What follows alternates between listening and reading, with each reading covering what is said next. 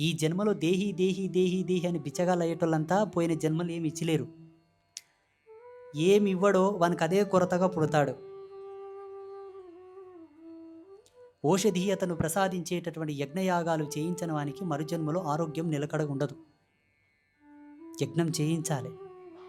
కాంక్షితార్థంపై కోరికల కోసం కాదు, నిష్కామకంగా నువ్వు ఒక 1000 రూపాయలు ఆచార్యులు మా పేరిట ఒక 10 ఆవుతులు ఇయ్యండి. ఆ యజ్ఞం ద్వారా వెలువడిన చైతన్యం నేచర్లో కలిస్తే నా జన్మకు అర్థం. మరి జన్మ అంటుంటే నాకు పూర్ణ ఆయుష్ ఆరోగ్యం రావచ్చు. చేసి చచ్చిపోవలే.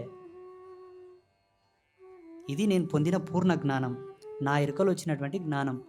దయచేసి అడుగుతున్నానని నేనేదో బిచ్చగాన్ని లేక అడుగుతాను అనకండి. నా లేమి మీకు అక్షయ పాత్ర, నా లేమి మీకు ఒక దివ్య వరం. నాకు లేదంటే మీరివ్వడంలో మీకు ఉండేటటువంటి అవకాశం, అదృష్టం అది. అంతే కదా. శుభం. స్వస్తి.